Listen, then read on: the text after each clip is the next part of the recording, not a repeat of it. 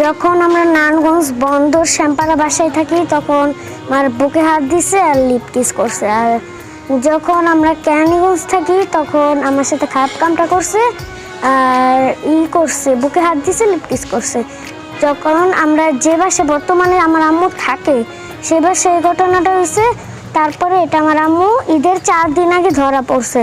পরে আমার আম্মু আমাকে জিজ্ঞেস করছে, আমি সব বইলা দিছি আম্মুকে।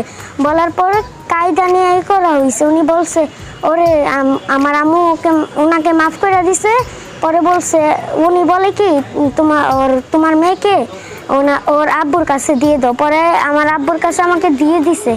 দেওয়ার পর ওনাদের কি হয়েছে আমি বলতে পারি না, এ নিয়ে আবার ঝগড়া হয়েছে।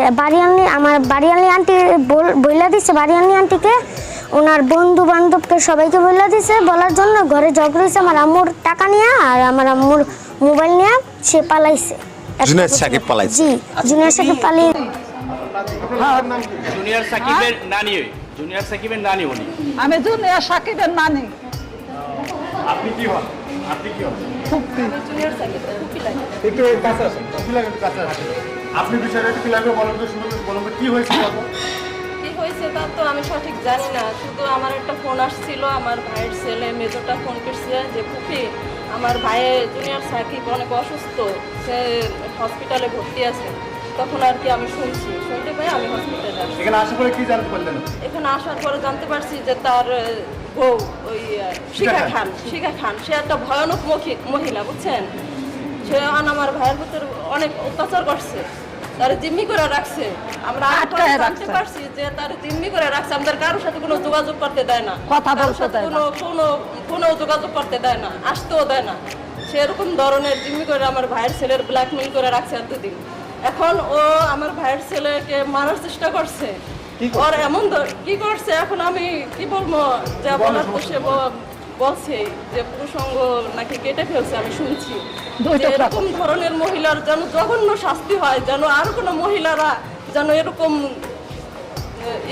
কাজ না করতে পারে।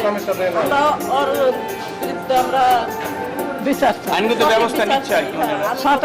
সঠিক বিচার চাই। ওর যেন মৃত্যুদণ্ড হয়, ফাঁসি হয়। এরকম ধরনের কাজ যারা আর কোনো মহিলা করতে না পারে কোনো পুরুষের সাথে।